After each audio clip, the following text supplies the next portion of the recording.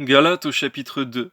14 ans après, je montai de nouveau à Jérusalem avec Barnabas, ayant aussi pris Tite avec moi. Et ce fut d'après une révélation que j'y montai. Je leur exposai l'évangile que je prêche parmi les païens. Je l'exposai en particulier à ceux qui sont les plus considérés, afin de ne pas courir ou avoir couru en vain. Mais Tite, qui était avec moi et qui était grec, ne fut pas même contraint de se faire circoncire. Et cela à cause des faux frères qui s'étaient furtivement introduits et glissés parmi nous pour épier la liberté que nous avons en Jésus-Christ, avec l'intention de nous asservir. Nous ne leur cédâmes pas un instant et nous résistâmes à leurs exigences, afin que la vérité de l'Évangile fût maintenue parmi vous. Amen. Ceux qui sont les plus considérés, quels qu'ils aient été jadis, cela ne m'importe pas. Dieu ne fait point exception de personne.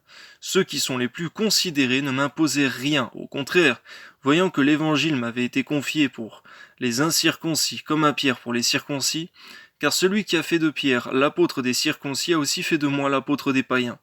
Et ayant reconnu la grâce qui m'avait été accordée, Jacques, Céphas et Jean, qui sont regardés comme des colonnes, me donnèrent à moi et à Barnabas la main d'association, afin que nous allassions, nous vers les païens, et eux vers les circoncis.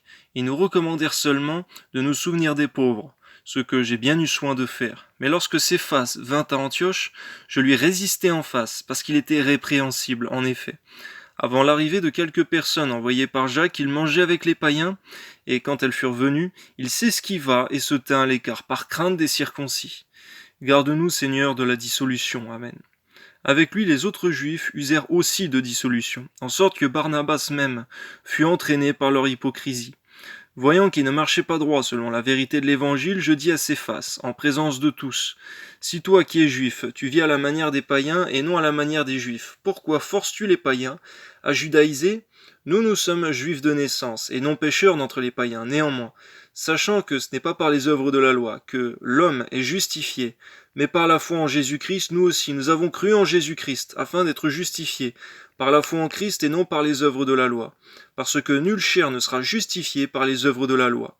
Mais tandis que nous cherchons à être justifiés par Christ, si nous étions aussi nous-mêmes trouvés pécheurs, Christ serait-il un ministre du péché? Loin de là.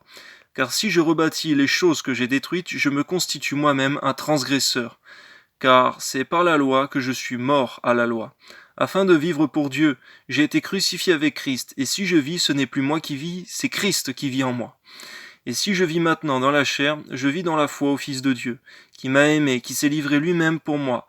Je ne rejette pas la grâce de Dieu, car si la justice s'obtient par la loi, Christ est donc mort en vain.